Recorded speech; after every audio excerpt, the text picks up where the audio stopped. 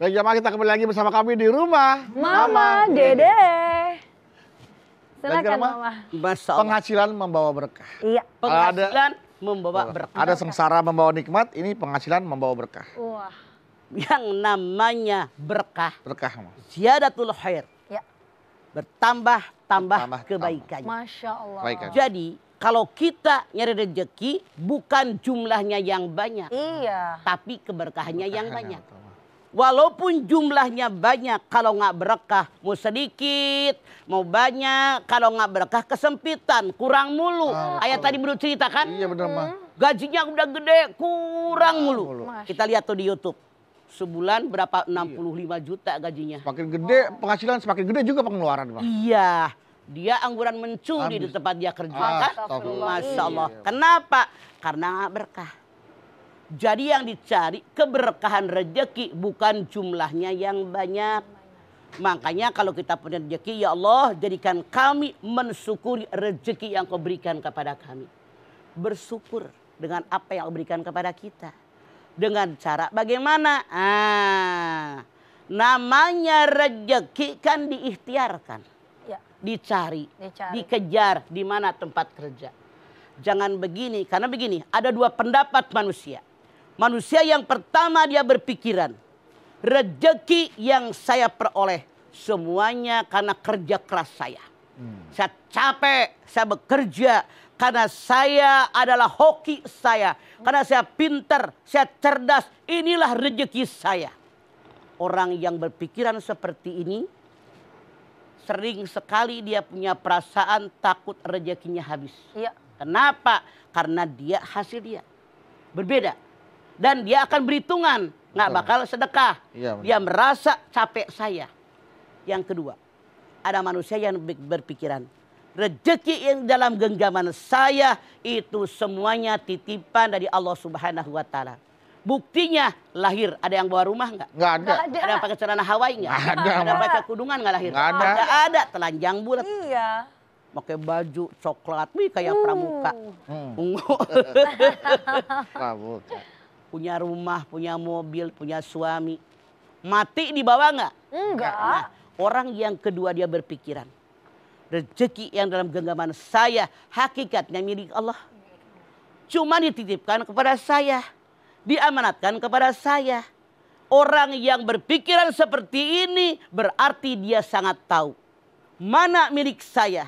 Ketika saya diberikan amanat titipan oleh Allah, dipakai di jalan yang Allah ridho atau enggak. Makanya orang yang kedua yang berpikiran rezeki titipan dari Allah, amanat dari Allah, dia dengan mudahnya berbagi. Dengan mudahnya bersedekah. Karena dia berpikir karena ini milik Allah, dibagikan dia Allah dengan ridhonya Allah, maka Allah akan menggantinya. Betapa banyak ayat-ayat Al-Quran yang mengajarkan keberkahan kepada kita. Ini ayat yang paling populer. Anak kecil juga pada hafal. Mathalul ladzina yunfikuna amwalahum fi sabilillah kamathali habbatin anbatat sab'a sanabila fi kulli sumbulatin mi'atu habbah wallahu yudha'ifu liman yasha wallahu wasi'un alim. Al-Baqarah 261. Diumpamakan orang yang sedekah niatnya hanya karena Allah, mengharapkan ridho Allah. Ibarat orang menanam satu butir, tumbuh satu pohon, bercabang 7 cabang, tiap cabang berbuah 100 butir. Dan lebih banyak dari itu. Bisa dibuktikan oleh Anda. Makin banyak bersedekah, bukan makin habis kekayaan kita, tapi makin melimpah ruah. Masya Allah. Bahkan, jadilah kita orang takwa. Ya. Orang yang pola berpikirnya yang kedua, rezeki milik Allah. Titipan dari Allah, amanat dari Allah. Dia bertakwa kepada Allah. Semua masalah yang berat akan terurai. Wa may yattaqillaha yaj'al lahu mahrajan wa yarzuqhu min haitsu la yahtasib. Kita punya masalah berat banget. Rasanya tidak akan teratasi. Rasanya berat, beban, ya Allah. Tapi dengan ketakwaan kita kepada Allah saat ini enjoy. Iya. Selesai masalah kita. Betul nggak Bu? Allah menjanjikan wa yarzuqhu min haitsu la yahtasib. Orang yang bertakwa kepada Allah, yang kelas 2, yang meyakini rezeki milik Allah, dititipkan sama kita, mendapatkan rezeki dari arah yang tidak pernah kalian duga. Nah kok bisa ya? Nggak nyangka. Nah kok bisa ya? Nah kok bisa? Itu janji Allah bagi orang yang bertakwa kepada Allah. Makanya tanamkan ketakwaan, tingkatkan ketakwaan semua. Jangankan yang kita minta, yang tidak diminta pun diberikan oleh Allah kepada kita. Iya. Rezeki dari yang tidak pernah kalian duga. Rasul mengatakan, orang yang ketika hidup dalam dunia, mereka mencari keriduan Allah, mereka mengerjakan apa yang diperintahkan oleh Allah, maka orang tadi dunia mengejar dia. Tapi berbeda, orang yang sengaja mengejar-ngejar dunia, itu dijauhkan oleh Allah dari dunia. Dari dunia. Man kana yuridul hayatad dunya wa zinataha wa fi ilahi ba'malhum fiha wa hum fiha la yubhasun. Hud 15. Siapa yang hidup dalam dunia, mereka mencari dunia, mencari perhiasan dunia, kekayaan, pangkat, jabatan, kekuasaan, ketenaran, itu yang mereka cari. Akan aku berikan semuanya dengan sempurna, sedikit pun tidak akan dirugikan, kata Allah. Ulaika laisa lahum fil akhirati illa nar wa habitu ma sana'u fiha wa batilum ma kanu ya'malun. Di akhirat mereka tidak mendapatkan apapun kecuali neraka jahanam. Apa yang mereka usahakan di alam dunia semuanya sia-sia, tidak berguna. Kenapa? Niatnya hanya dunia. Kayak tadi.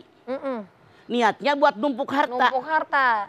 Bukan buat nolongin orang. Iya. Diancam oleh Allah, dibenci oleh Allah. Orang diancam oleh Allah, dibenci oleh Allah. Tempatnya neraka jahanam. Makanya yuk kita luruskan niat kita. Biar apa yang kita peroleh penghasilan kita menjadi penghasilan yang barokah.